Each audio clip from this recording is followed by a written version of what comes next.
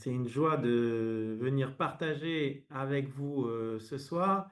Et donc, dans la logique du cycle qui vient d'être présenté, la mission qui m'est dévolue est de se remettre en tête un peu ce qu'est l'encyclique Laudato Si et son concept central de l'écologie intégrale. Voilà, et puis de faire quelques ouvertures pour ce qui est des fruits, du fruit que ça porte, de comment c'est vécu aujourd'hui. Vous avez vu que ce sera abordé dans les conférences à venir. Voilà. Ce que je vais vous présenter ce soir est informé, nourri de deux terres en particulier et de deux projets. Le campus de la transition d'un côté, euh, que j'ai eu la joie de lancer et d'initier avec sœur Cécile Renoir, que vous retrouvez dans une conférence ultérieure, et puis l'éco-centre spirituel jésuite du Châtelard, où je suis aujourd'hui. Deux projets qui œuvrent en écologie intégrale de manière différente, mais avec une organisation un peu similaire. Bon, le campus de la transition est en Seine-et-Marne, le Châtelard est dans la banlieue ouest de Lyon. Donc, c'est pas les mêmes terres, pas les mêmes écosystèmes. Enfin, le campus de la transition est un projet laïque avec un objectif qui est de viser à contribuer à la réforme de l'enseignement supérieur et de la recherche. Voilà, donc en travaillant avec des universités, des grandes écoles, dont certaines sur le plateau de Saclay qui entoure le centre Teilhard de Chardin. Le Châtelard est un centre spirituel jésuite, donc par définition catholique, et lui, il vise à aider les retraitants à chercher et trouver Dieu en toutes choses et à rentrer dans des processus de discernement avec comme fond méthodologique les exercices spirituels de Saint Ignace. Voilà, l'éco-centre spirituel, eh bien, ça veut dire qu'il y a quelques réformes à faire du côté de la manière dont on incarne les choses dans ce lieu. On a changé tout le système d'alimentation, on va faire des gros travaux. Voilà, on a planté 650 mètres de haies, creusé de mares, on va repenser l'avenir de la forêt. Enfin voilà, tout ça du concret pour pas seulement blablater théoriquement ou spirituellement, mais essayer d'incarner les choses. Et avec l'idée que on peut continuer à faire des retraites généralistes, de la préparation au mariage, enfin voilà, un tas de choses que font les centres spirituels jésuites depuis longtemps, mais que ce changement de contexte permet aussi d'accueillir des chrétiens, des chrétiennes essentiellement, qui se posent la question aujourd'hui dans la crise écologique et sociale, dans le contexte anthropocène, bah, de leur engagement dans ce monde, dans le service qu'ils ont à rendre avec Dieu. Et c'est vrai qu'avant ça, il m'était arrivé de croiser, je pense à deux jeunes femmes séparément, qui aimaient beaucoup les jésuites, les ignatiens, très engagés sur les questions d'écologie, qui disaient, ben, j'ai arrêté d'aller faire des retraites dans des centres spirituels ignatiens parce que le moment où j'aurais envie de poser des choix avec Dieu, voilà, d'aller en profondeur, si pendant ces 8 jours-là, il faut que je sois prêt à ne pas m'occuper de ce qu'on met dans mon assiette d'un point de vue écologique et social, pas d'un point de vue du goût, voilà, comme s'il fallait que je mette mes convictions profondes au nom de mon engagement à la suite du Christ, entre parenthèses, parce que bah, quand on va dans un centre spirituel, on mange ce qu'il y a et peu importe si le système qu'il produit ressemble plus à une structure de péché qu'à une structure de grâce, ça ne va pas. Voilà. Donc il y avait cette idée que voilà, on pouvait aider des discernements de ce côté transition professionnelle, question de vie. Donc deux objectifs différents, deux contextes différents, deux écosystèmes différents, mais en même temps un fonctionnement assez similaire avec trois niveaux à chaque fois. Un lieu de vie concret où on cherche à vivre, alors on dirait en contexte laïque, la sobriété heureuse, en contexte catholique, chrétien, l'écologie intégrale. Voilà, donc de ce que je disais tout à l'heure, ne pas faire que blablater, mais bien se mettre dans les choses concrètement avec les difficultés que ça peut représenter. Il ne s'agit pas d'être parfait, mais d'essayer les choses, de reconnaître les difficultés quand elles sont là. Se dire aussi que quelque part, ça, ce serait la définition d'un écolieu et que des écolieux laïcs, il y en a plein, chrétiens, il y en a quelques-uns. Là, et le campus et le Châtelard sont des écolieux qui sont au service d'un projet plus large qu'eux. Voilà, ce n'est pas seulement des lieux de vie sobres et heureux d'écologie intégrale, ce sont des lieux qui accueillent des nombres assez importants de gens de passage, voilà, des quelques centaines, milliers d'étudiants et enseignants-chercheurs au campus, quelques milliers de retraitants et personnes en formation au Châtelard. Ça, c'est la deuxième échelle qui permet d'avoir deuxième impact par le fait que des gens viennent là, puis repartent chez eux avec une formation, une retraite et ben, voilà, déploient des fruits ailleurs. Et puis la conviction que ça même n'est pas suffisant, étant donné la rapidité et l'échelle de changement nécessaires. Et donc il est bon que les expériences dans ces lieux de recherche-action un peu à la pointe puissent aller s'exporter, sortir de chez eux, aller partager avec des universités, avec d'autres écolieux. Et moi, voilà, avec d'autres lieux chrétiens, par exemple la conférence de ce soir, je rentre de donner 3 jours d'une retraite éco-spirituelle qu'on a inventée ici et que je suis allé donner pour le diocèse de Nantes. Voilà, bon, ce type de partage-là. Donc, vous voyez, ce fonctionnement à trois échelles qui permet ben voilà, d'allier et le concret et un impact plus large grâce à un fonctionnement en réseau. Donc, ces expériences-là, ces conversations-là, plus la formation jésuite et la spécialisation en écothéologie, qui vont informer ce que je vais dire. Je n'ai pas mis là parce que je ne suis plus dans la mission de délégué écologie, délégué Laudato Si pour les jésuites. Depuis un an, j'ai la responsabilité de l'ensemble du programme du Châtelard et j'ai passé la main à un autre jésuite, le père Olivier Douavrin, qui se trouve être un de mes camarades de promo de l'Agro Paris. Voilà, école qui n'est pas loin désormais du centre Teilhard de Chardon. Voilà un peu pour une présentation pour faire rapide. Euh, pour le parcours de ce soir, autour de cette présentation de Laudato Si, un, un petit rappel du contexte parce que je crois que c'est important pour mesurer comment et pourquoi cette encyclique arrive en 2015. Une deuxième étape qui, avant de plonger dans l'encyclique, va s'intéresser à sa structure et à sa dynamique. C'est peut-être la partie la plus intéressante à retenir, je pense, pour essayer de garder quelque chose de ce soir. On fera une exploration rapide, chapitre par chapitre, voilà, avec quelques citations clés. Je ne m'attarderai pas beaucoup parce que c'est plus une invitation à la lecture et éventuellement à la lecture en groupe de cette encyclique auquel je vous invite. Je connais un certain nombre de groupes chrétiens qui l'ont fait et qui ont trouvé du fruit. Je vous recommande l'édition du Séras que j'avais mis là sur la page de garde de cette présentation. Non pas parce que c'est les jésuites, mais il se trouve qu'il y a une introduction générale, une introduction pour chaque chapitre, un glossaire. Et donc ça a aidé un certain nombre de groupes qui se lançaient dans une lecture collective ou des gens dans une lecture personnelle pour bien saisir les enjeux. Et puis, on terminera par évoquer quelques impacts, même si vous l'avez compris, ça, ce sera l'objet des conférences ultérieures. Alors, sur le contexte, j'ai mis en avant là, le logo de cette négociation à Paris de la COP 21 Paris 2015, parce que c'est sûr que c'est un des éléments majeurs pour l'apparition de cette encyclique. Alors, le contexte général, je vais estimer qu'il est connu de ceux et celles qui sont là ce soir.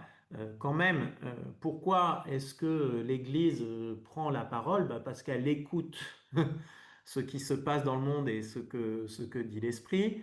Et elle n'est pas sourde et elle voit bien la gravité de la situation. Donc, vous voyez en haut à droite, par exemple, une carte entre la moyenne entre les années 70 et les années 2000, le nombre de nuits tropicales, autrement dit, où la température pendant la nuit ne passe pas en dessous de 30 degrés, si je me rappelle bien, sur ces années 70-2000, ben, vous voyez que la France est assez blanche.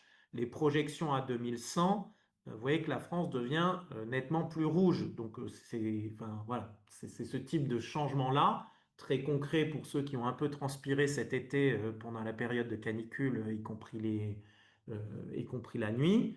Ben, c'est ce contexte-là qui fait dire, attention, notre vie est profondément impactée. Et du coup, ben, comme Église, puisque nous nous intéressons à la vie des enfants de Dieu et des créatures de Dieu, il va sans doute aussi y avoir quelque chose à entendre d'un point de vue spirituel. Voilà. Après, vous voyez là, les différents scénarios d'émissions de CO2 enfin, et de là, du coup, des hausses de température possibles. On est plutôt sur le scénario aujourd'hui qui nous emmène entre 2 et 3 degrés, enfin plutôt autour de 3 que de 2, ce qui veut dire que c'est le scénario sur lequel le gouvernement s'est basé quand il a dit bah, il faut préparer une France à plus 4 degrés parce que bah, ça c'est à la surface moyenne du globe, mais sur les continents ça se réchauffe plus vite. Et puis, vous connaissez l'enjeu de montée du niveau des mers. Je ne m'y attarde pas, mais bon, voilà, on est bien quand même dans ce contexte global, dans cette maison qui brûle pendant que nous regardons ailleurs pour reprendre Chirac en 2002. Donc, un contexte connu et un impact sur toutes nos vies. Et donc, l'Église qui se dit, bon, bah, il y a quelque chose, et un certain nombre de chrétiens qui sont très impliqués sur ces sujets scientifiques, engagement politique, engagement dans des ONG, voilà. Donc il y a un terreau de chrétiens qui font remonter des informations, des mobilisations auprès du Saint-Siège. Du côté de la société humaine, on n'a pas attendu l'Église pour se mettre en route, puisque à partir des diagnostics scientifiques, dès les années 90, il y a un cycle de négociations internationales qui s'est mis en place, les fameux SCOP, Conference of Parties, qui essayent de se dire bah, comment est-ce qu'on règle ensemble cet enjeu global puisque peu importe là où le CO2 est émis, le réchauffement provoqué par la molécule de CO2 chinoise française est la même pour tout le monde. Voilà.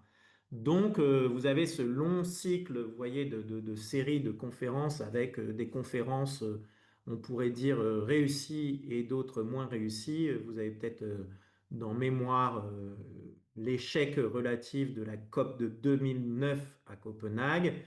Bon, il se trouve que l'accord de Paris de la COP 21 va être considéré comme un succès, mais là, on est après la sortie de Laudato Si. Et donc, en 2015, quand on prépare Paris, tout le monde a bien en tête l'échec de Copenhague en 2009 et se demande si Paris va recommencer, puisque c'est un jalon important du cycle des négociations de ces COP. Et donc, vous allez voir que ça va jouer sur la prise de parole du pape et le timing de sa prise de parole.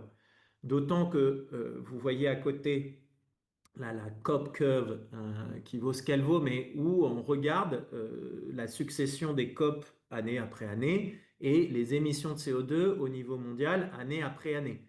Vous voyez qu'il n'est pas très probant que les COP aient un effet sur les émissions CO2 mondiales qui sont pourtant leur objet principal. Alors, bon, ce genre de graphique a ses limites parce que s'il n'y avait pas eu de COP, est-ce que ce serait pas pire? Et puis, il faut du temps long pour mettre des processus en place.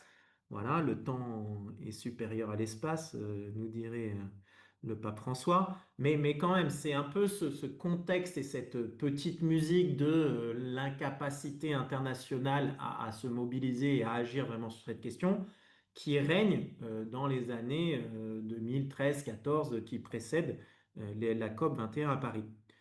Ce qui fait que le gouvernement français, tout laïque, vous le connaissez, et à l'époque le gouvernement Hollande, gouvernement socialiste, va se dire, bon, ben, dans les gens qu'il faut mobiliser, les grandes religions sont importantes, ce qui est pas nouveau, mais quand même que ce soit aussi clair et proactif de la part de ministres ou d'envoyés spéciaux, ça c'est un peu nouveau. Et vous allez avoir, dans les 2 ans qui précèdent la COP, 3 visites de Nicolas Hulot comme envoyé spécial de Hollande au Vatican. Vous allez avoir Ségolène Royal, ministre de l'écologie de l'époque, qui va aller accueillir le pape quand il vient alors, visiter la France, en tout cas quand il vient à Strasbourg pour prendre la parole devant l'Union européenne. Vous avez tel ou tel appel dans les médias à ce que le pape puisse prendre la parole, voire à ce qu'il vienne lui-même à Paris. Donc voilà, il y a une attente dans les négociations internationales et le processus de négociation internationale que le Vatican se prononce avec la double, enfin avec l'ambiguïté de est-ce qu'on s'adresse à l'État du Vatican ou est-ce qu'on s'adresse aux chefs religieux de 1,2, 1,3, 1,4 milliards de catholiques. Bon, mais ça, c'est quand même, quand on a une idée de ce que c'est que la laïcité française et le contexte droite-gauche et le rapport à la religion, ça dit des ouvertures intéressantes. Donc ça, c'est le contexte très vite au niveau planétaire d'abord et puis au niveau négociation internationale.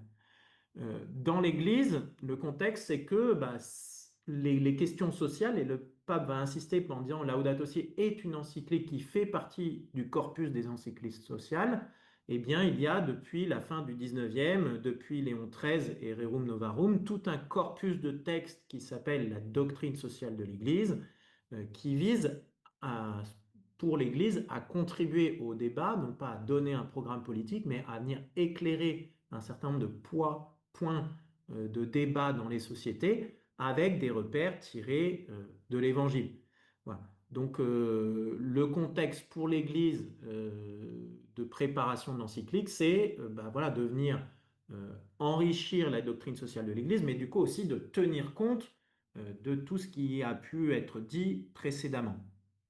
Euh, et puis, c'est clairement un texte, Laudato Si, qui va s'inscrire dans le contexte de l'Église catholique depuis Vatican II. Et là, je vous mets deux citations d'un des deux grands textes de Vatican II, qui est Gaudium et Spes, qui regarde plutôt l'interaction entre l'Église et le monde. Alors, je commence par celle d'en bas, c'est-à-dire le devoir pour l'Église de scruter les signes des temps et de les interpréter à la lumière de l'Évangile. Vous entendez bien qu'il ne s'agit pas seulement de scruter les signes des temps, mais bien de les interpréter à la lumière de l'Évangile. Et donc, le signe des temps, vu le diagnostic planétaire qui vient au-dessus, vu la communauté internationale qui frappe à la porte, c'est-à-dire qu'entendre l'esprit n'est pas très difficile, sans doute. Mais voilà, il ne s'agit pas juste de prendre une parole politique sur les négociations internationales, c'est bien à la lumière de l'Évangile, donc il faut une profondeur spirituelle à la chose. Et puis il y a une deuxième, et c'est les premiers mots de l'encyclique, là je viens à la citation au-dessus, l'idée assez forte que au nom de l'incarnation, rien de ce qui n'est humain ne nous est à nous, chrétiens, indifférent. Et donc que la maison en feu, la maison commune, pour reprendre le langage du pape François, dans un mauvais état, ne nous est pas indifférent. Et je vais pousser un peu, on ne tirera pas ce fil ce soir, mais il faut bien relire les phrases et les trucs en italique et en gras que j'ai souligné moi-même. Les joies et les espoirs, les tristesses et les angoisses des hommes et des femmes de ce temps sont les joies et les espoirs, les tristesses et les angoisses des disciples du Christ. Donc, comme chrétien, il ne faut pas croire que notre espérance chrétienne, à distinguer des espoirs humains, va être une assurance vie ou un bouclier ou une garantie contre le yo-yo espoir-désespoir en fonction de ce qui se passe dans la maison commune, des réussites ou des échecs des négociations internationales. D'où l'importance, étant donné les signes des temps et une quantité de travail déjà fournie en termes de discernement évangélique, pour l'Église, eh bien, de venir s'intéresser à ses joies et à ses espoirs, à ses tristesses et ses angoisses, à ses risques de désespoir assez forts qui traversent chaque homme et chaque femme et la communauté internationale dans le processus des COP, vu les difficultés rencontrées précédemment. Voilà, donc ça c'est un peu le contexte et vous voyez, il y a une certaine gravité et en même temps pour l'Église, un certain appui dans sa tradition pour venir apporter une contribution au débat alors politique, là, planétaire, ou nationaux, ou économiques, à partir de son fondement dans l'Évangile, qui est sa source d'une espérance vivante. Alors, ceci étant dit, euh, en mai 2015, le 24 mai 2015, le pape publie l'encyclique Laudato Si. Alors, il y a déjà une petite originalité, vous noterez dans le texte, ce ne sont pas des mots latins, contrairement à la plupart des encycliques habituellement, où on prend les deux premiers mots de l'encyclique pour en faire le titre. Voilà, donc Rerum Novarum, toute chose nouvelle. Bon, Gaudium et Spes, les joies et les espoirs. Bon, là, c'est de l'italien et ce sont les deux titres, les deux premiers mots du cantique de Saint François d'Assise, voilà, dont le pape a pris le nom 2 ans avant. Alors, avant de regarder dans le détail, un peu dans les chapitres de cette encyclique, si on regarde sa structure, eh bien, c'est très intéressant parce qu'on va y apercevoir une dynamique. Je le disais précédemment, il est très clair pour le pape François que Laudato Si fait partie des encycliques sociales.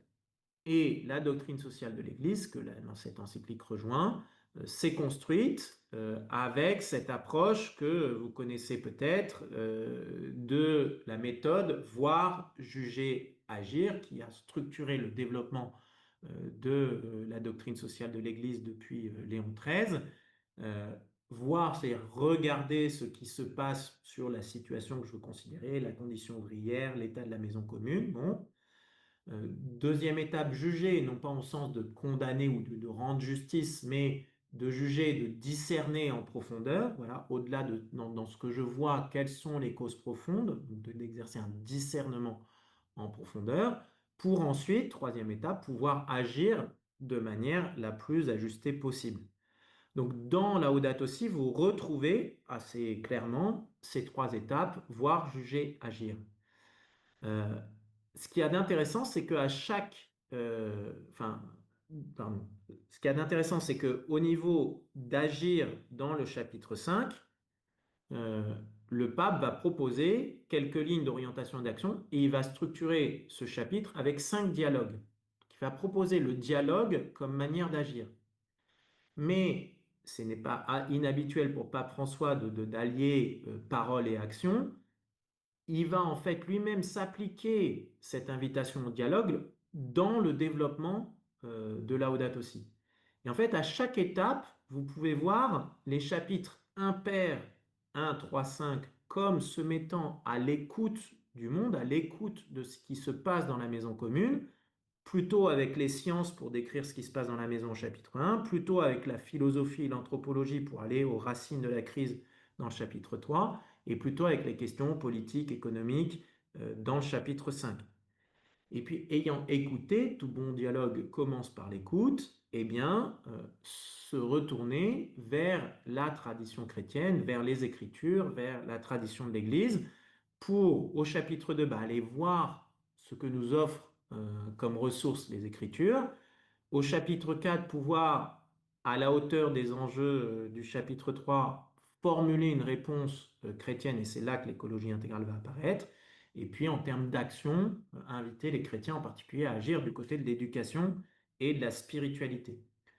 Voilà. Donc, c'est intéressant de noter au passage, c'est pas, on ne va pas développer ça spécifiquement ce soir, mais cette invitation euh, aux chrétiens dans le chapitre 6, dans le agir qui concerne plus l'Église, voilà, du côté de l'éducation et de la spiritualité, parce que l'humanité a un fort besoin de changement et que ça ne se fait pas sans relever un grand défi culturel, spirituel et éducatif. Voilà. Donc ça peut peut-être nous aiguillonner en termes d'action.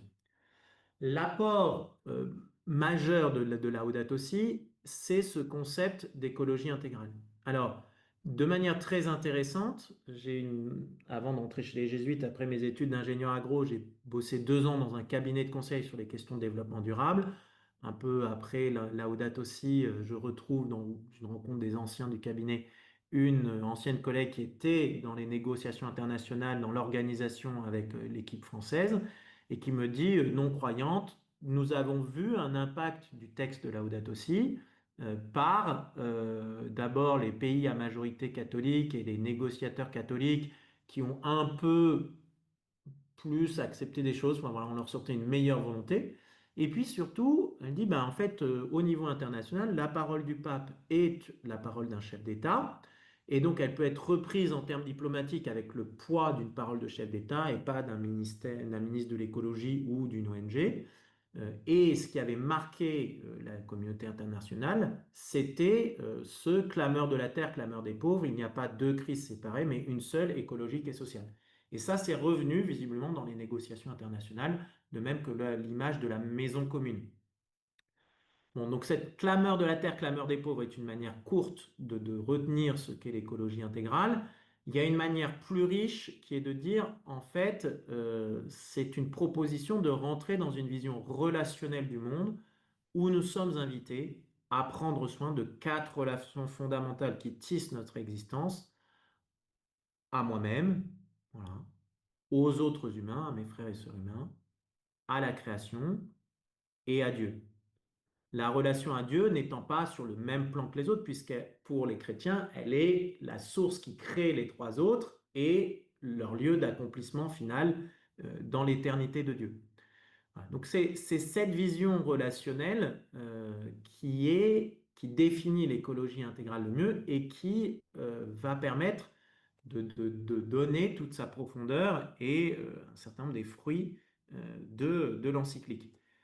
Parce que pour le pape, il est très clair que pour passer de l'état d'une maison commune avec tout rouge, le plafond écologique crevé, le plancher social pas atteint, ça c'est une image qui vient de Kate Raros, une économiste anglaise, voilà, où on est capable de chiffrer les frontières planétaires et un certain nombre de points de développement humain. On voit qu'au niveau de la planète, on a largement crevé un certain nombre de plafonds et sans atteindre un certain nombre de planchers sociaux pour chaque homme et chaque femme sur cette planète.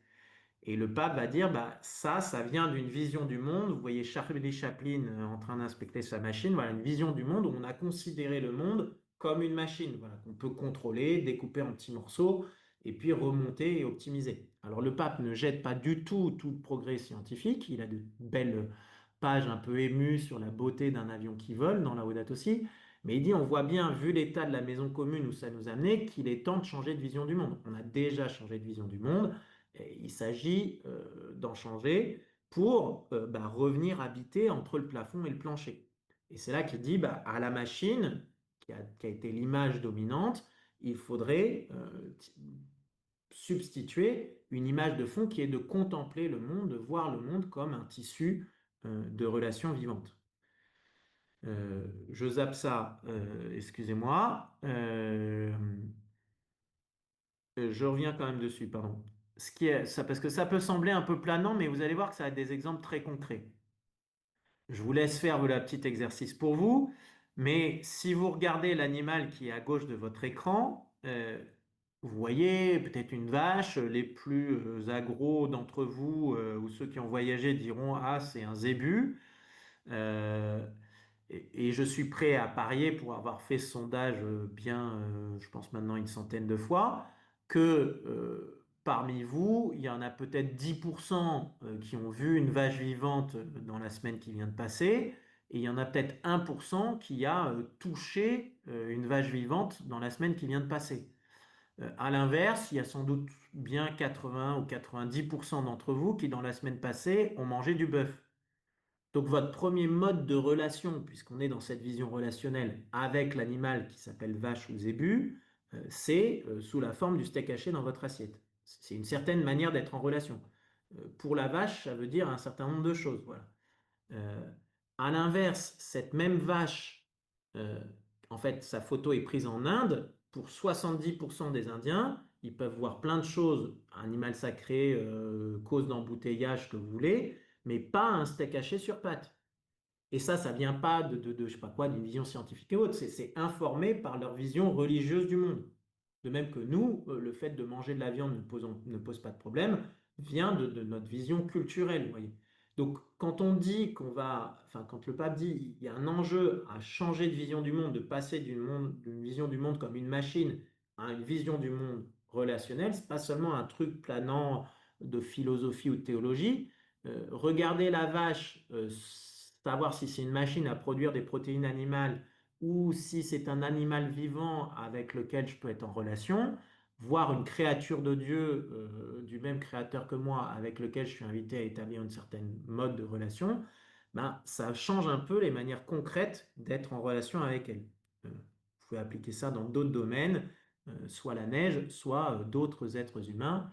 On sait qu'une manière de faire la guerre ou là, avec Eti Itsum, de traiter des êtres humains sans qu'ils soient des êtres humains, ben, c'est précisément de travailler sur la vision d'un peuple pour lui dire que les Juifs ne sont pas des hommes, les Ukrainiens sont des néo-nazis, et à partir de là, vous pouvez vous permettre des comportements éthiques que vous ne pouvez pas vous permettre avec des humains. Voilà. Donc cette question d'une vision du monde qui informe notre manière d'être en relation, eh ben, elle a des impacts très concrets. Et donc passer d'une vision du monde comme une machine à une vision du monde comme tissu de relations vivantes a des impacts très concrets sur la relation à soi, aux autres et à la création. Alors l'intérêt de cette vision relationnelle, vous vous souvenez de la dynamique et de la méthode du dialogue dans Laudato Si, c'est bien que précisément c'est une porte ouverte au dialogue. Euh, Certains d'entre vous ont peut-être reconnu le pape François, ça je pense à peu près tout le monde, avec le tout est lié qui dit comme un refrain cette vision relationnelle dans l'encyclique.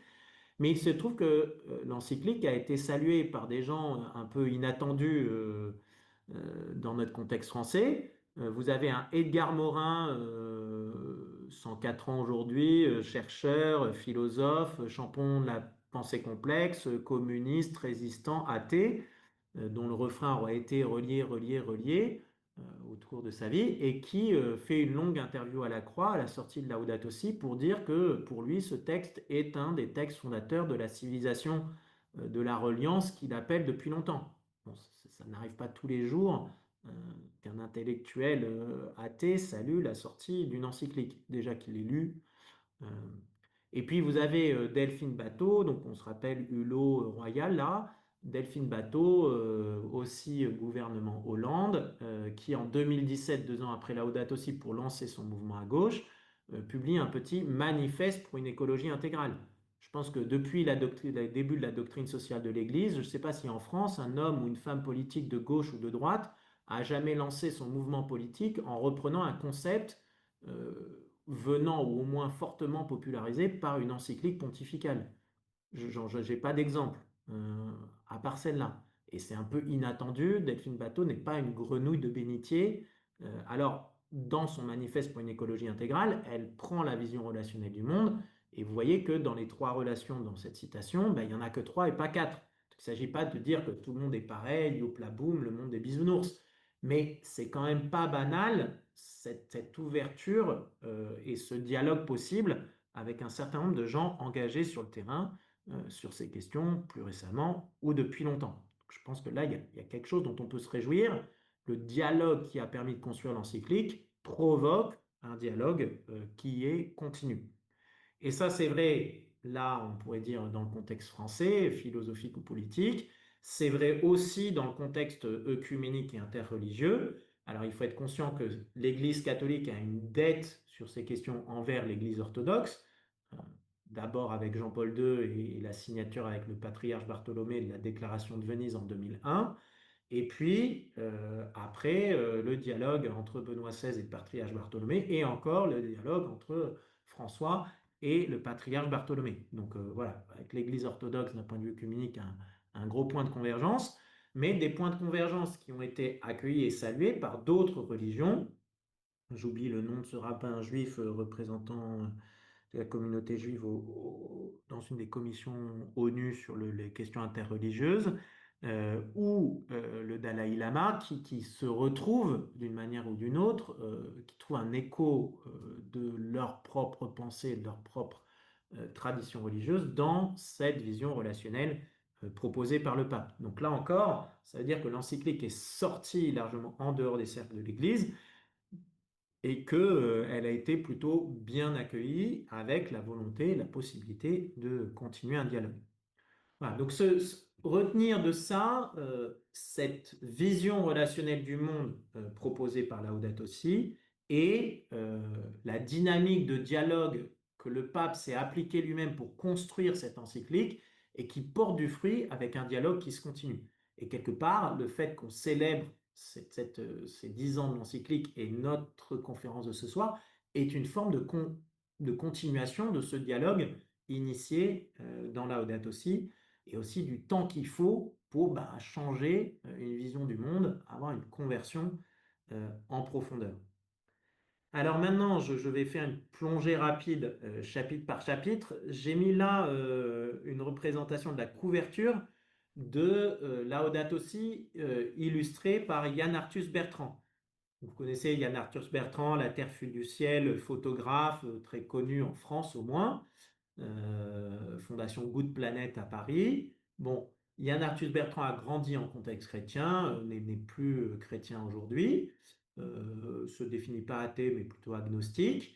Il lit Laudato Si, et il dit c'est un des textes écologiques, il est impliqué depuis longtemps sur ces questions, avec lequel j'ai le plus raisonné. Pourquoi? Parce qu'il ne traite pas seulement des questions techniques, économiques, scientifiques, et il le fait bien, mais parce qu'il a cette profondeur spirituelle, voilà, sur cette question d'un changement de vision du monde, et puis une proposition euh, de conversion explicitement chrétienne, qui là peut-être rejoint moins directement Yann Arthus Bertrand, mais voilà, cette profondeur spirituelle. Et du coup, Yann Arthus Bertrand dit, ben moi, mon itinéraire spirituel passe par mon art, et j'aimerais mettre en dialogue, du coup, le texte du pape qui a cette dimension spirituelle et mon art avec sa dimension spirituelle. Et aux éditions première partie va sortir cette édition illustrée de Laudato Si, qui va donner ensuite une série de posters pour faire des expositions dans les paroisses, dans des lieux collectifs. Bon, c'est bien une initiative Yann Arthus Bertrand. C'est pas une commande de la CEF qui sponsorise un artiste. Voilà. Bon, ben là encore, un fruit de dialogue. Voilà. Le dialogue est ouvert et il est repris, accueilli, continué par d'autres. Alors, rapidement, c'est plus pour vous donner le goût de lire, je répète, que pour décrire, parce que ce serait fatigant et exhaustif. Premier chapitre, en gros, description scientifique de la situation de la maison commune. Là, le schéma de Kate Raros que je vous passais rapidement, avec le fait que ben, on a explosé les frontières planétaires sans réussir à construire le plancher social. Et du coup, bah, après, le pape regarde les effets et réactions face à cette crise bien établie. Et vu que bah, les réactions ne sont pas à la hauteur des enjeux, il invite à la discussion. Donc vous vous rappelez le contexte des discussions en cours au niveau international, leur blocage, etc. Dans ce chapitre, quelques citations à retenir, en tout cas une, c'est là que se trouve la fameuse citation sur écouter tant la clameur de la terre que la clameur des pauvres, au paragraphe 49. Voilà, donc c'est là que se trouve le résumé le plus court de ce qu'est l'écologie intégrale, et sans doute la citation, hein, peut-être avec l'expression maison commune, qui a le plus rayonné de la Laudato Si, et qui est même sorti de l'attache à la Laudato Si, voilà, qui s'utilise un peu partout, tout le temps. Vous noterez le jugement assez sévère sur la politique internationale. La faiblesse de la réaction politique internationale est frappante. Bon, rappelez-vous la courbe des émissions CO2 et l'impact relatif des négociations depuis les années 90 sur cette courbe. Donc ça, c'est le premier chapitre, ce qui se passe dans notre maison commune à l'écoute du monde, sciences, sciences sociales, politique. Face à ça, bah, se dire, comme chrétien, j'écoute les signes des temps et je les éclaire à la lumière de l'Évangile, bah, je me tourne vers l'Écriture. Bon, bah, ça, c'est peut-être l'image qui résume le chapitre 1, on en a parlé. Le chapitre 2, eh bien, je me mets à l'écoute des Écritures.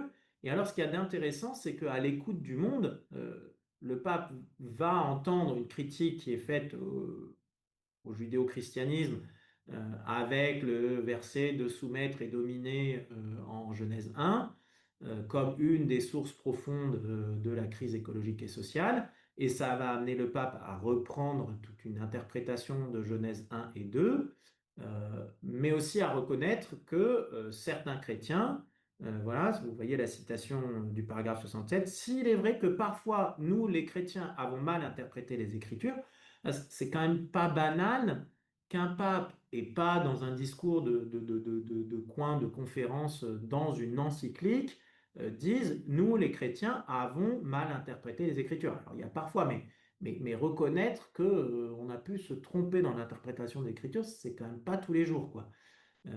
Et c'est lié aux critiques qu'il a entendues, en particulier sur ce verset de la Genèse. Alors du coup, ça lui permet de reprendre une interprétation que je n'ai pas le temps de développer là, mais voilà, de se remettre vraiment à une écoute profonde de ce que nous dit Genèse 1 et 2 comme évangile, comme bonne nouvelle pour aujourd'hui. Puis après, on va parler de la valeur de l'homme et de la valeur de toute créature. Là, il y a une affirmation assez forte sur la valeur intrinsèque par elle-même de toute créature et pas en fonction de l'homme. L'objectif final que les Écritures posent bien d'un accomplissement en plénitude dans le Christ et d'une communion universelle. Et puis, je peux peut-être vous inviter même à méditer les numéros 96 à 100 qui sont entrés dans le regard de Jésus et où on sent en fait la prière du pape. Il n'est pas jésuite pour rien. Il a fait les exercices spirituels. Il a comme habitude de prière de contempler Jésus dans les évangiles. Et là, on voit qu'il a contemplé Jésus qui lui-même contemple la création. Il nous invite à rentrer dans le regard de Jésus lui-même sur la création, où il cherche des signes, des traces, une présence de son Père. Voilà. Donc là, c'est du côté de l'évangile de la création, et je garde cette image euh, comme marqueur, voilà, de se entrer dans le regard de Jésus. C'est sans doute, à mon avis, la partie la plus marquante et la plus profonde. Ensuite vient le chapitre 3. Là, on a regardé. Bon, il s'agit de juger, de discerner en profondeur. Deux grands problèmes qui sont dénoncés par le pape. Le paradigme technocratique, hein, le fait de tout réduire à des questions techniques et après à des questions économiques et d'efficacité. Et puis un anthropocentrisme déviant ou dévié, suivant les traductions, qui a mis l'homme au centre au point de se dire que tout le reste ne comptait pas. Voilà. Donc il ne s'agit pas de renier l'anthropocentrisme et d'aller vers un écocentrisme ou un biocentrisme ou quoi, mais d'ajuster un anthropocentrisme qui est inscrit dans la création. Et donc au final, certains disent, bah, en fait, c'est revenir à un théocentrisme puisque c'est se placer sous le regard de Dieu et remettre Dieu au centre, l'homme étant une créature parmi les autres créatures avec sa dignité propre et la mission qui lui est spécifique. Donc là, c'est ces deux grands obstacles qui sont identifiés par le pape. Quelque part, c'est la vision de l'homme et même de l'humain comme une machine dont on parlait tout à l'heure, avec l'invitation de venir plutôt du côté du Christ serviteur pour sortir de l'anthropocentrisme déviant. Euh, L'écologie intégrale, j'y reviens pas puisque je l'ai présenté plus longuement, c'est sans doute l'apport le plus important de l'encyclique, et la vision relationnelle du monde, voilà. Euh, avec comme illustration pour s'amuser un peu cette magnifique mosaïque que vous avez à l'église Saint-Clément à Rome et où on voit que bah, toutes les relations, donc dans toutes les volutes végétales qui occupent la voûte, là vous avez plein d'oiseaux, d'animaux, mais aussi des moines copistes, un berger, une fermière, bon voilà, toute la vie ordinaire, humaine, naturelle, eh bien tout ce tissu de relations du monde vivant tire sa source de l'eau qui coule de la croix, donc qui est côté de la création de la vie qui est donnée, et en même temps d'un accomplissement qui est promis en Dieu par la résurrection du crucifié. Donc là, on retrouve bien en une image toute la profondeur théologique et spirituelle de l'écologie intégrale. Sur les lignes d'orientation et d'action, je vous ai dit, c'est structuré comme 5 dialogues. Donc ça, c'est quand même très intéressant de voir cette répétition dans les titres de chaque partie du mot dialogue.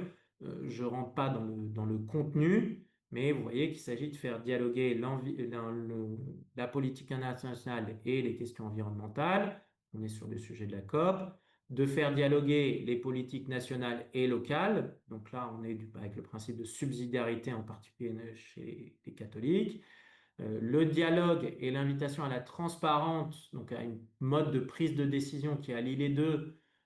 On n'est pas encore avec un pape qui a lancé le synode sur la synodalité, mais on sent que cette question-là le travaille en fond et qui pense que ça peut aider l'Église, ça il le fera plus tard, mais aussi aider au niveau international et au niveau politique général.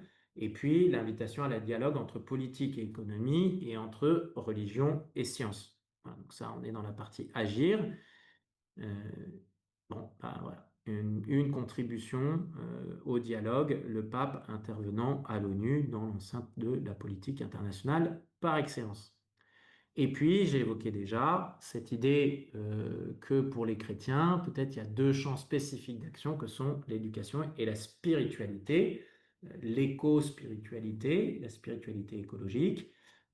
avec là, je dirais peut-être une citation importante à garder, qui est la première, là, c'est le 217, sur ce qu'est la conversion écologique. Parce qu'il y a pu y avoir un certain nombre de chrétiens, de catholiques qui ont réagi en disant, non, mais qu'est-ce que c'est que cette histoire? Moi, je ne me convertis pas à l'écologie, je me convertis au Christ.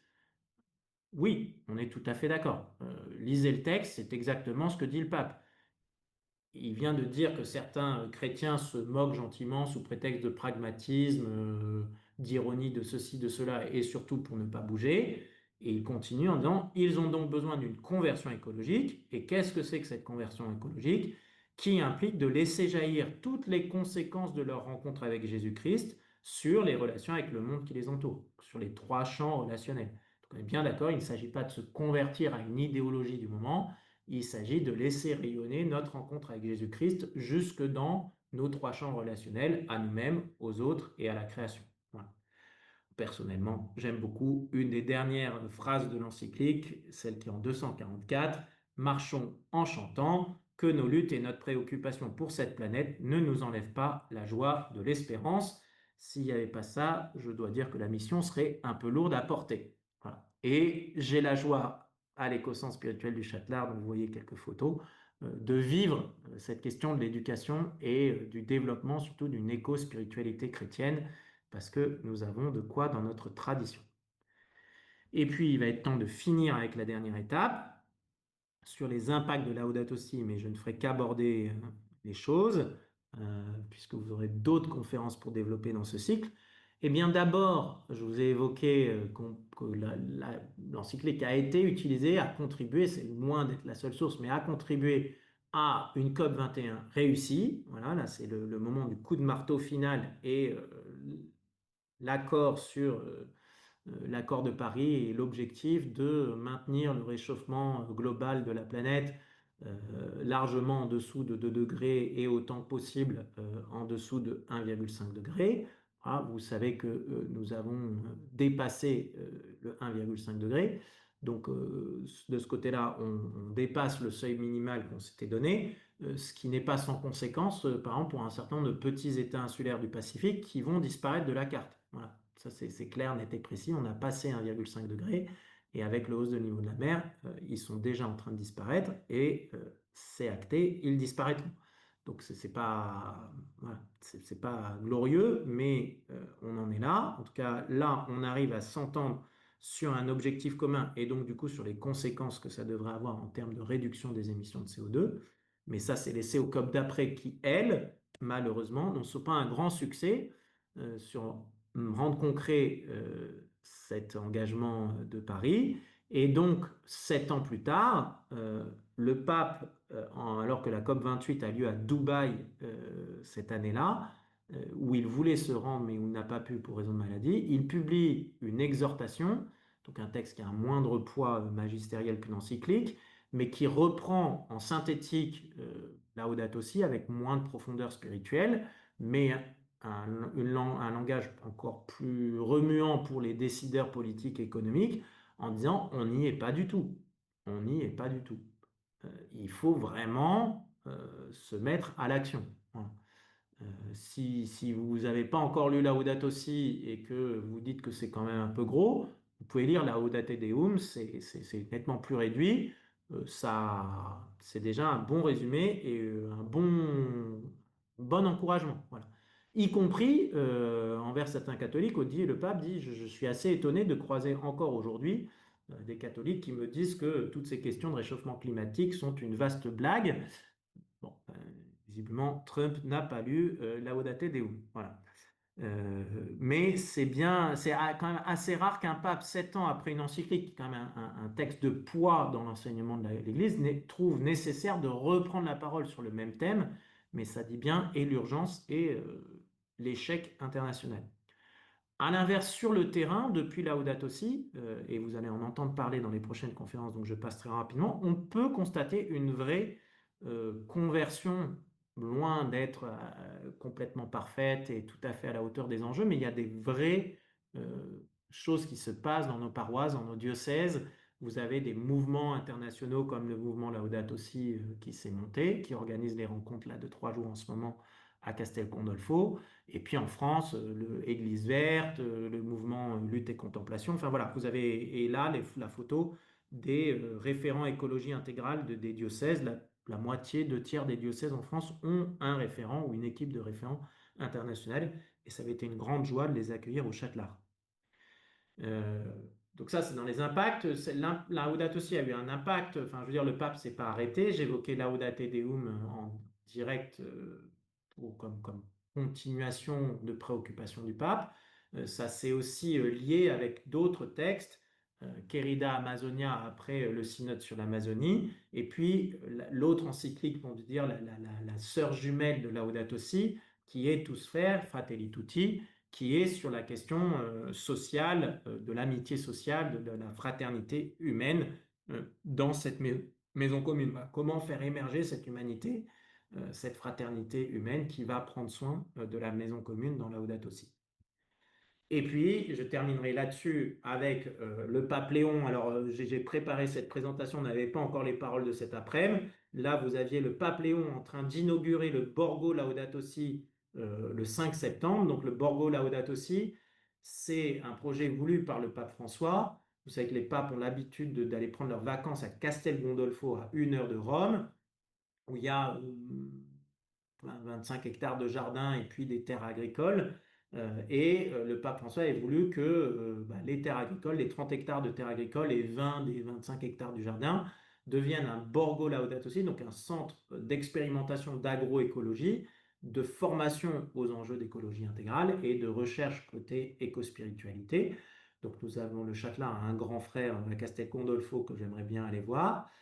Bon, là, le pape, il se trouve, c'est le pape Léon qui, le 5 septembre, a inauguré officiellement le Borgo Laudato Si, et que cet après-midi, dans le grand rassemblement Raising Hope, Susciter l'espérance, organisé par le mouvement Laudato Si, qui a lieu au Borgo Laudato Si, eh bien, le pape a pris la parole, et entre autres choses, en disant, il n'a pas le droit à l'indifférence ou à la résignation, il a terminé avec cette question qui a une résonance du côté Matthieu 25 et jugement dernier. Donc c'est tout frais de cet après-midi.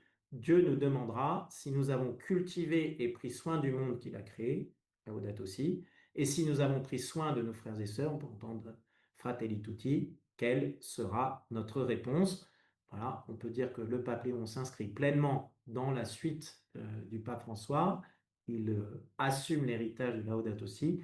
Et la question nous reste ouverte à la fois d'un point de vue action et plus profondément d'un point de vue spirituel. Voilà, merci beaucoup. Merci, merci Xavier d'abord. Parce que, en fait, le pape Léon a dit aussi, revenez au cœur de Laudato Si, et c'est ce que vous venez de faire. C'est-à-dire qu'on ne s'est pas éparpillé dans toutes les petites choses, ouais, mais on est au cœur avec les messages que vous nous avez transmis. Donc, merci beaucoup. Euh, alors, j'ai lu le chat au fur et à mesure, donc quelques questions à poser. La première, peut-être, c'est sur l'actualité du chapitre 1, c'est-à-dire le diagnostic qui a été fait en 2015. Qu'est-ce que vous en pensez aujourd'hui? On sait qu'il y a des contestations scientifiques, il y a des difficultés autour de ce que dit le GIEC. Est-ce que c'est si important et est-ce que c'est toujours bon à lire ce chapitre 1? Oui, alors, quand on fait de la science, on procède toujours par débat, par hypothèse, par vérification. Le pape termine le chapitre 1 en disant il ne s'agit pas pour l'Église de trancher ad vitam aeternam un débat scientifique. Voilà. Alors, du coup, on peut discuter de telle ou pas telle partie. Il faut se rappeler que le GIEC ne produit pas lui-même de recherche. Il fait des synthèses des recherches des équipes de recherche internationales. C'est un lieu de synthèse. C'est un lieu où les scientifiques qui bossent sont là bénévolement. Voilà, ils ne sont pas rémunérés pour leur contribution aux synthèses du GIEC. Donc on peut, et ça continue d'ailleurs, ils débattent entre eux, ils corrigent, ils affinent, ils infirment, de rapport du GIEC en rapport du GIEC. Maintenant, sur le constat de fond du réchauffement climatique planétaire, c'est bien pour ça que le pape reprend la parole. Donc si on parle de ces débats-là scientifiques, de sphère scientifique, de précision dans tel ou tel domaine, oui. Si, parce que le pape lui-même le dit dans Laudate Deum, on a parfois dans l'Église encore cette question de mais en fait, est-ce que c'est vrai tout ça? Est-ce que c'est pas une grosse blague? Bon, bah là, en fait, en tout cas, moi, avec les études scientifiques que j'ai, je ne rentre pas dans ce débat-là parce que, en fait, le réchauffement climatique, il est là, il est établi et on ne va pas revenir là-dessus. Là, le consensus scientifique est bien établi. J'ai pu lire tel ou tel ouvrage en France de tel ou tel franc-tireur avec ce côté de parfois un peu conspirationniste du GIEC, payé, machin, truc, bidule. Bon, euh, bon, moi j'ai envie de dire à celui qui peut faire la démonstration que le réchauffement climatique n'existe pas, qu'il court voir les pétroliers et les marchands de gaz, il trouvera toutes les subventions dont il a besoin pour faire des travaux scientifiques établis et profonds, réunir une équipe de recherche incroyable. Vous inquiétez pas, il y aura l'argent. Parce que bah, du coup, c'est vrai, mais ce serait vrai, on n'aurait plus besoin de sortir des énergies fossiles. Donc, quand je vois des francs-tireurs qui disent, bah oui, mais moi, personne ne me soutient, je dis, bah, il faut aller frapper à la bonne porte, parce que si votre théorie est vraie, il y aura des gens prêts à la subventionner. Voilà, donc là-dessus, je ne rentre pas là-dessus.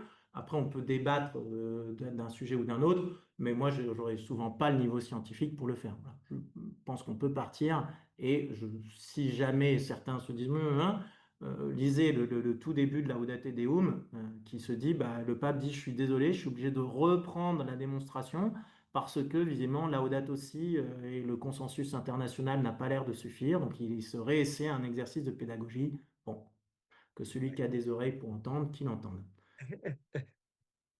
Alors, deuxième question, c'est concernant le paradigme technocratique et le monde économique et les entreprises. Euh, on sent que certaines entreprises se bougent, Mhm. incontestablement, d'autres pas du tout. Euh, quelle communication ou qu'est-ce qu'on peut faire, nous autres chrétiens, pour aller dans ces entreprises, aider à comprendre qu'on peut être profitable, durable et respectueux de l'environnement à la fois, et que c'est Mhm. cette voie qu'il faut absolument chercher. Bah, après, je crois que c'est Olin Wright, un auteur que Sir Cécile de Renoir aime pas mal, qui catégorise en disant, pour contribuer, alors sur d'autres enjeux, mais là sur celui-là, il y a trois catégories. C'est-à-dire, il y a la catégorie réforme, on est dans le système, voilà, je travaille dans une entreprise et je vais former mes collaborateurs, me former moi-même. Voilà, proposer des développements de produits, des changements là-dessus. Dépendant d'où je suis dans l'entreprise, de mon pouvoir d'action, ben, ma responsabilité est plus ou moins grande. Voilà. Je peux aussi, parce que pour certains secteurs, eh ben, il va bien falloir se réorienter. Concrètement, la communauté internationale, même l'Agence internationale de l'énergie, on ne peut pas dire que ce soit Greenpeace, hein, dit bah, en fait, il faut sortir des énergies fossiles pour résoudre le problème climatique. On comprend bien que pour une entreprise comme Total ou Chevron, ça ne se décrète pas du jour au lendemain. Voilà. Donc, il faut du temps. Total développe tout un secteur solaire. Voilà. Alors, on peut débattre, et un certain nombre de chrétiens le font, sur la vitesse de cette accélération, mais on peut être du côté de la réforme à l'intérieur. Voilà. On peut être, je dirais, de l'autre côté, et il faut des deux, du côté révolutionnaire, si vous voulez, prophétique, c'est-à-dire en dehors du système, proposer des alternatives et dénoncer les abus du système en place. Et on va dire, la Bible en est pleine, et pour avancer dans une société, on a besoin des deux. Et puis, il y a un mouvement, par exemple, comme Lutte et Contemplation, dont je parlais tout à l'heure, a construit des politiques d'interpellation, et par exemple, directement au pétrolier français qui est Total. Voilà. Donc là, on a des chrétiens qui travaillent chez Total, on a des chrétiens dans Lutte et Contemplation, et c'est une bonne chose, et les deux peuvent travailler au bien commun.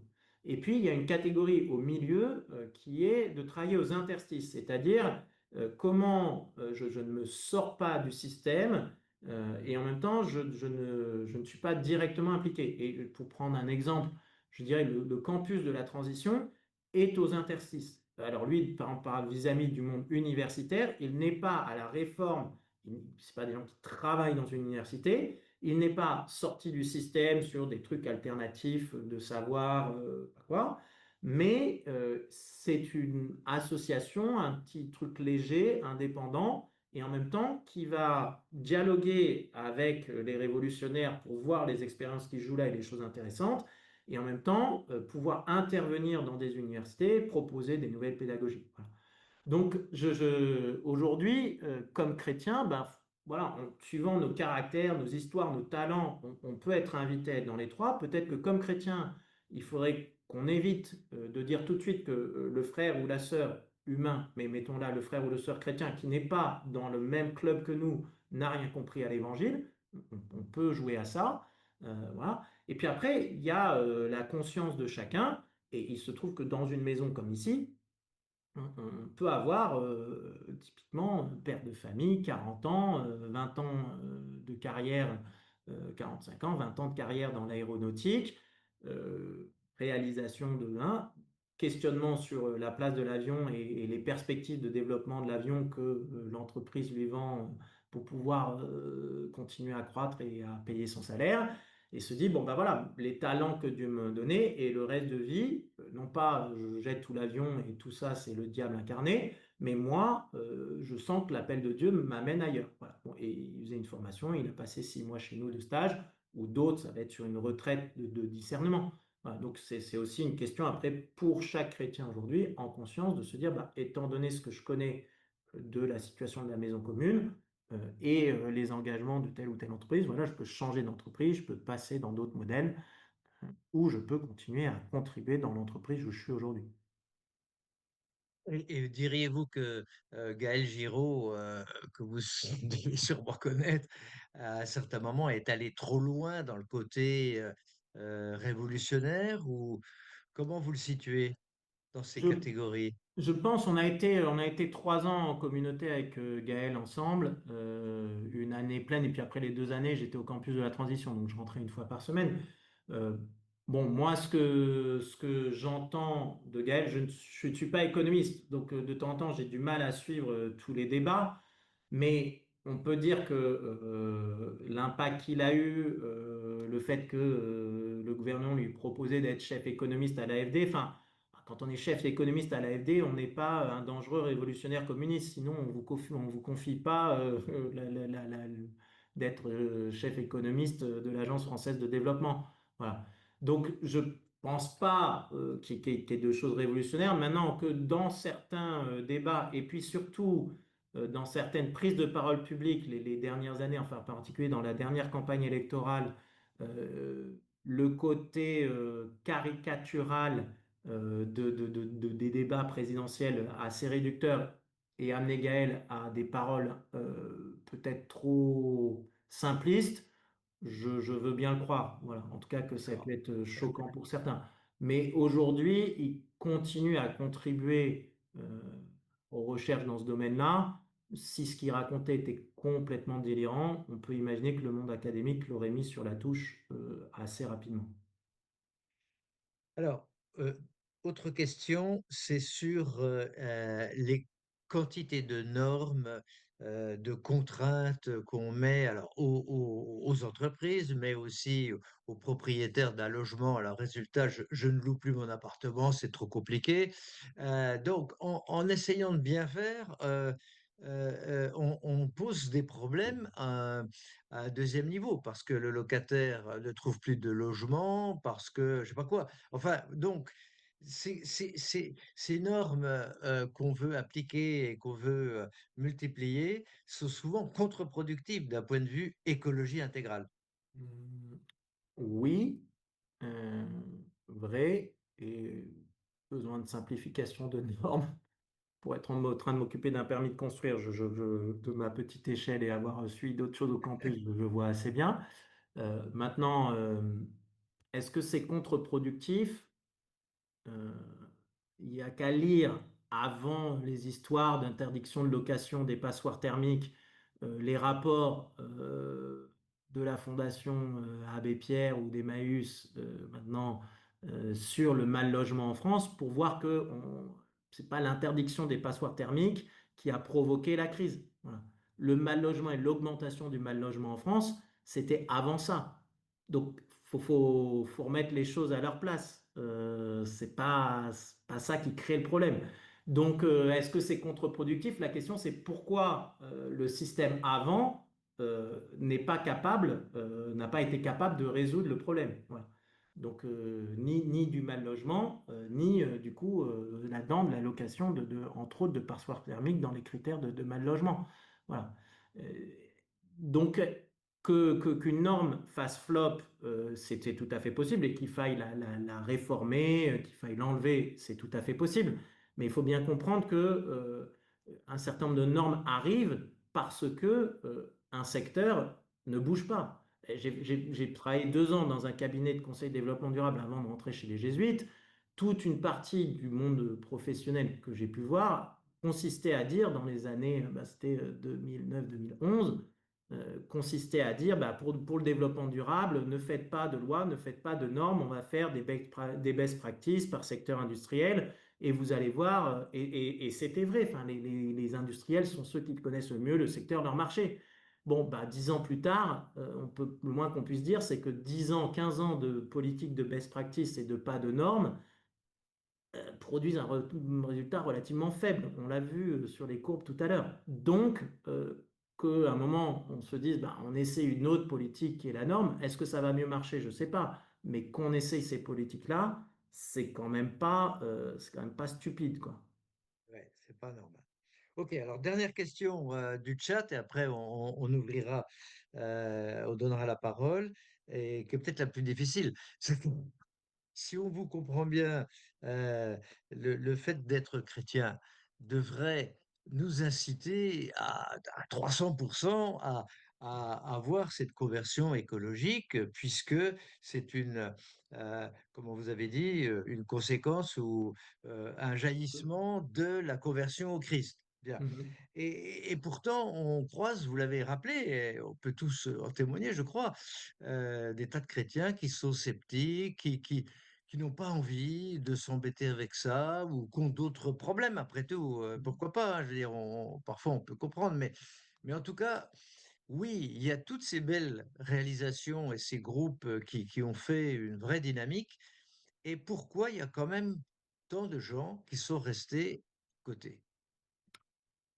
Euh, C'est la réponse l'intelligence. théologique de fond, dont sans doute on a tous fait l'expérience, c'est que si l'homme et la création sont créés bons, il y a dans le cœur de l'homme un penchant vers le péché. Voilà, qui n'est pas aussi originel que la bonté originelle de Dieu qui nous crée. Mais que voilà, soit par paresse intellectuelle ou confort, soit parce que réalisant les conséquences que voudrait dire une conversion sur sa propre vie, bah, on n'a pas trop envie de changer, ce qui est assez humain. Bah, du coup, on préfère trouver des pare-feux, remettre en question des résultats scientifiques, l'incohérence des uns, le fait que les Chinois ceci, que les Américains cela. Voilà. Jeu tout à fait humain. Enfin, il n'y a pas à s'en flageller plus que ça, mais on peut pas s'en satisfaire.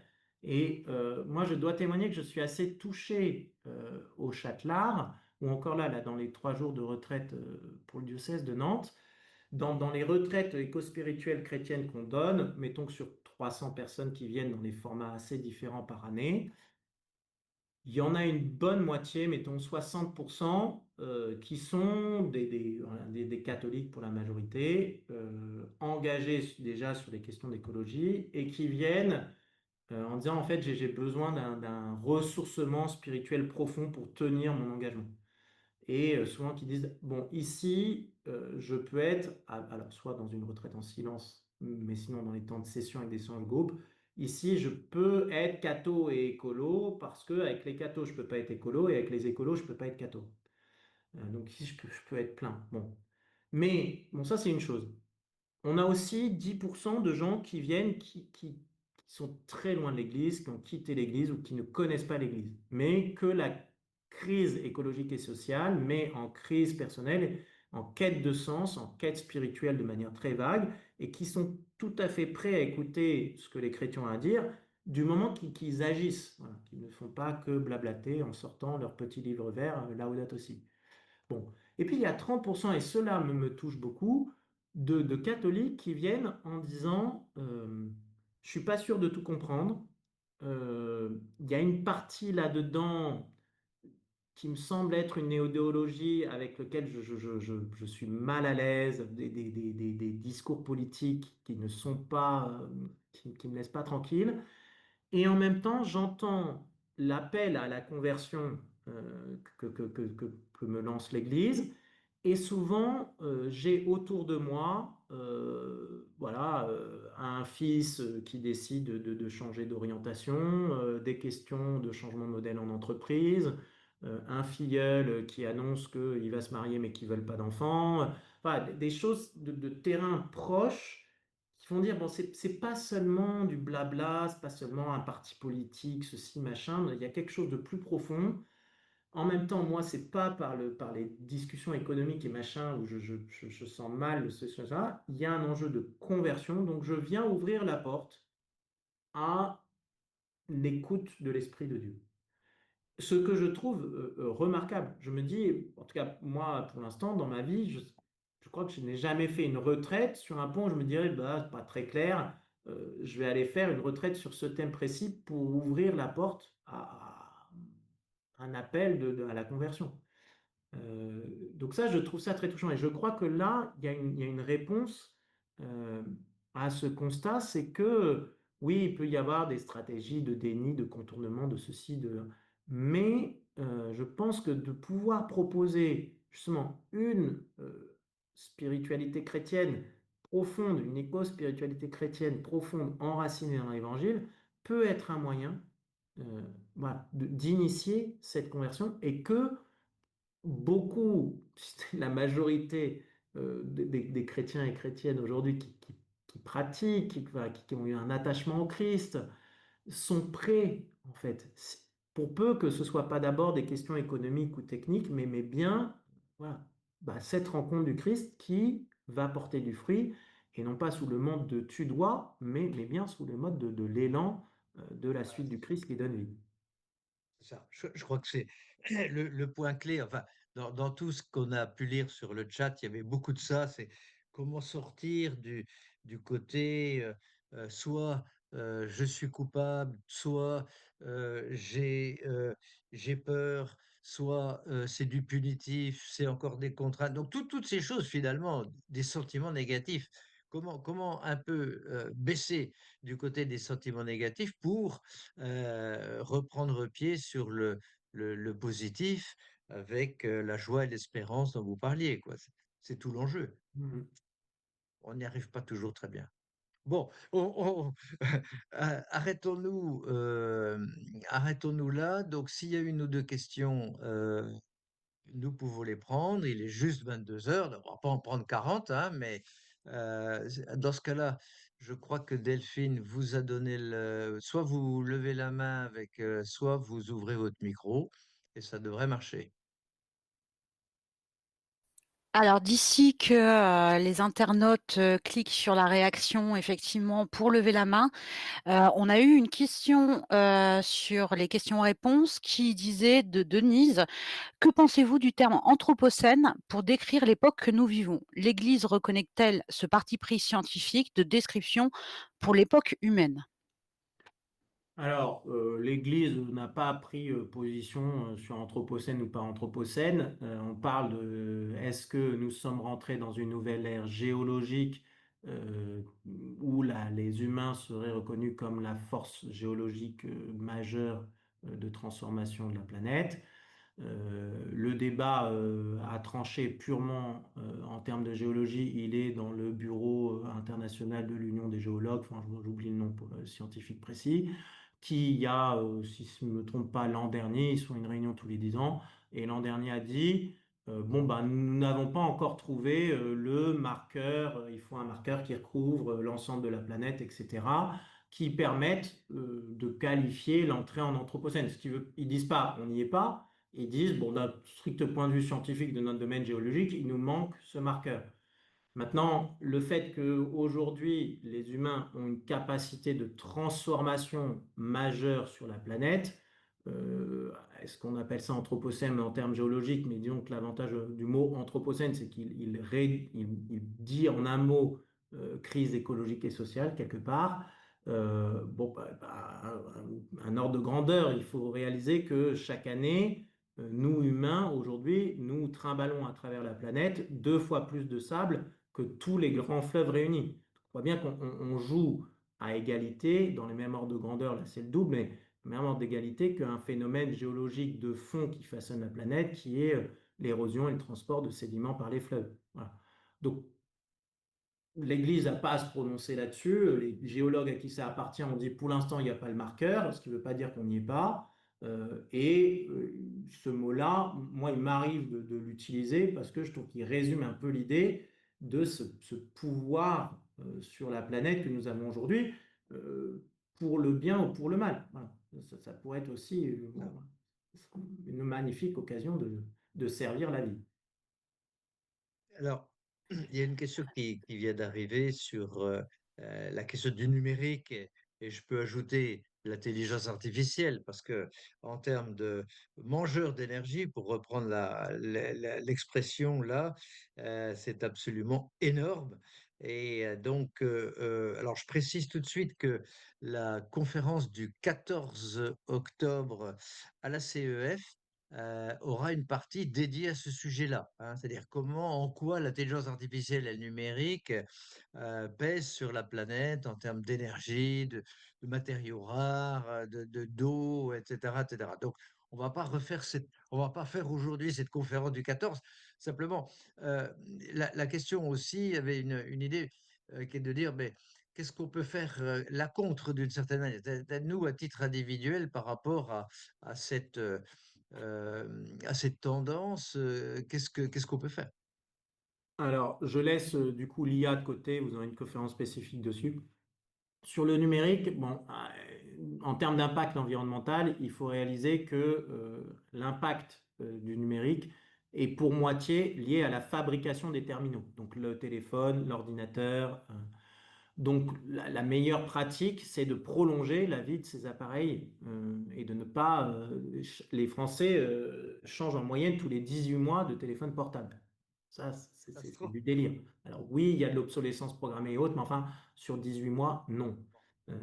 Donc ça, bah voilà, un truc simple, et vous atteignez le bloc qui fait la moitié, là. Parce qu'après, il y a les histoires de data transfer de réseau, et puis après, vous avez le flux de données utilisé. Bon, alors là-dedans, j'ai plus dans le quart qui correspond au flux de données consommé par nous autres. L'extrême majorité, c'est de la vidéo. Et alors là, on peut se dire, et puis d'un point de vue écologie intégrale et dignité humaine, un tiers de cette vidéo, c'est de la vidéo pornographique. Voilà. Bon. Donc là, on peut se dire, il y a un gros problème, et il y a un gros problème de dignité humaine. Maintenant, je pense que le numérique, du coup, aujourd'hui, quand on regarde l'empreinte carbone français d'un moyen d'un Français, c'est 180 kilos sur 10 tonnes. Voilà. Euh, la voiture, c'est 2,2 tonnes. Donc, bon, faut mettre les choses à peu près, les ordres de grandeur en Mais tête. alors, Et pardon, pardon. puis, en termes d'écologie intégrale, moi, ce que je vois plutôt, et puis c'est peut-être aussi le fait de faire de l'accompagnement spirituel, c'est que ce truc-là est un anti-relation plus plus. Sous prétexte de vous mettre en relation, il est un mangeur de temps, il est un mangeur d'attention, il est un mangeur de capacité relationnelle directe avec son voisin, sa femme, ses enfants, son frère en communauté, assez extraordinaire. Donc, mais ça, c'est une vue tout à fait personnelle, sans nier du tout les impacts environnementaux. En termes d'écologie intégrale, je vois plus là le challenge que sur une question de est-ce que je dois réduire de 1 heure la quantité de vidéos que je regarde pendant la semaine, quoi. Et je me souviens que au mois d'août, vous avez fait un temps sans téléphone, sans connexion, je me souviens. Alors, quel retour, est-ce que c'est bien? Quel retour, qu'est-ce que vous en avez retiré?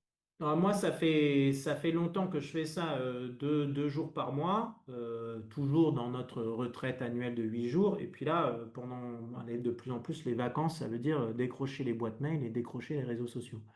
Euh, voilà. Et pourquoi? Bah, précisément parce que je m'aperçois que, il y a un moment où ce qui est un outil devient un maître. C'est-à-dire, je cours pour vide la boîte mail, je veux répondre à un truc, à une question qu'on me pose sur un réseau social, et bah, je finis par avoir passé 20 minutes à scroller comme un débile. Et je veux dire, je le vois pour moi et je le vois en accompagnement spirituel. Voilà, quelque part, ça m'est arrivé de faire une homélie en disant ceci est une bonne nouvelle. J'entends beaucoup de gens qui disent qu'ils n'ont pas le temps de prier. Quand on sait qu'on passe, je pense aujourd'hui, en moyenne 3 heures par jour là-dessus, on peut se dire bah, bonne nouvelle, en fait, du temps, vous en avez. Voilà. Et enlevez-le là, mettez-le à la prière. Visiblement, du temps, en moyenne, on en a. Après, évidemment, les moyennes ne veulent rien dire. Mais voilà, basé sur cette expérience qui a besoin de faire de la place, hein, et je ne peux que recommander, euh, ça fait du bien. Ça fait du bien. En fait, ce que vous dites, il faut résister. Alors, je reprends ce qui a été dit un peu aussi dans la conversation. Résister à certaines applis qui, qui, qui n'apportent rien d'autre mais qui nous prennent du temps. Utiliser à bon escient de manière raisonnée plutôt que de manière addictive, quoi. Si je résume, il faudrait qu'on arrive tous à ce genre de choses, quoi. Et il y a des moyens concrets, enfin voilà, enlever les alertes, enlever les petits Les boutons rouges qui vous notifications, signalent que vous avez un truc, qui ont été étudiés pour justement faire ah, il y a du rouge, vite, il faut éteindre l'incendie. c'est ça. Enfin, bref, il y a c'est pas sorti de nulle part. Voilà, ça a été Voilà, pensé voilà. pour créer l'addiction. Donc après, ben, alors Dieu soit loué, on a encore quelques règles qui a quelques normes qui limitent, en tout cas qui normalement quelque part dans un coin vous pouvez cocher la case ou ne pas cocher la case, voilà. Et ça c'est parce qu'il y a des normes qui nous protègent. Et ben, alors il faut faire l'effort d'aller décrocher la case, mais quand même vous pouvez la décrocher. Et vous n'avez plus les notifications, vous n'avez plus les push, vous n'avez plus, donc vous désintoxiquez votre capacité d'addiction au téléphone. Ok, bon, bah, écoutez, merci beaucoup. Je crois que on a à peu près épuisé les questions qui arrivaient, etc.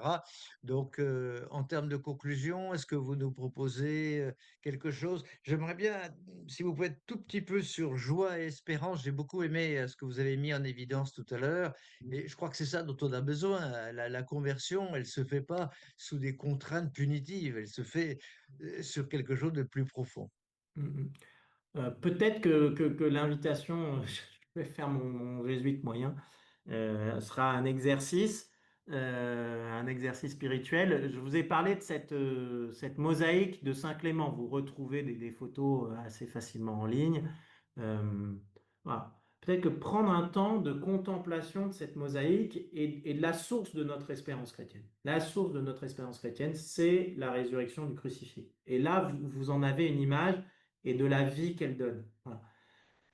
En quoi, voilà, me poser devant Dieu, dire en quoi ta résurrection est source d'espérance pour moi aujourd'hui. Au-delà des mots et de l'évidence, euh, voilà. Là, je pense qu'on vient toucher quelque chose de fond. Vous pouvez aussi le faire en prenant un récit de résurrection, par exemple, ou en relisant, si vous êtes plutôt Lectio Divina que Contemplation alignatienne, vous pouvez vous relire, je sais pas quoi, la Passion et la Résurrection chez Matthieu, en mode Lectio Divina. Voilà. Mais avec cette question de se dire, mais finalement, en quoi cette résurrection du Christ, du crucifié, est espérance pour moi aujourd'hui? Et je dirais, sans savoir où ça vous mènera, mais moi, ce qui me porte aujourd'hui, sachant que les nouvelles ne sont pas forcément toujours bonnes sur ce chantier-là, c'est que la mort et la résurrection du Christ me promettent, un, que Dieu ne me lâche pas la main au cœur de la nuit, qui m'y précède, deux, que la vie l'emporte sur la mort et que l'amour a le dernier mot et que l'accomplissement final se joue dans l'amour de Dieu. Et donc, du coup, non pas que je peux me fiche de ce qui se passe sur terre ici-bas, dans cette vallée de larmes, mais que tout acte d'amour que je peux poser aujourd'hui participe de l'éternité de Dieu, au nom de la résurrection du Christ. Et donc, du coup, quelque part, s'occuper d'un éco-centre spirituel, comme j'ai la chance de le faire, même si c'est une goutte d'eau dans l'océan, même si tout ne marche pas, même si parfois c'est fatigant, eh bien, c'est une occasion d'aimer, et ça participe de l'éternité de Dieu, même si, point de vue humain, est-ce que ça marche pas? J'ai pas besoin d'une garantie de succès à horizon humain pour vivre l'amour aujourd'hui. Et ça, pour moi, comme chrétien, ça vient de cette promesse que le ressuscité fait, que tout acte d'amour l'emporte à la fin, participe à l'éternité de Dieu. Ça vous porte à l'action, ça Ouais. vous incite à l'action au quotidien. Très bien. À tenir dans l'action et dans l'engagement d'amour.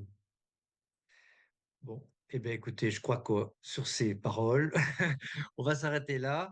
Il est 22h15. Xavier, un très très grand merci de nous avoir Avec joie. remis Laudato Si dans le cœur et de nous avoir montré le cœur de l'encyclique, hein. C'était ça l'exercice.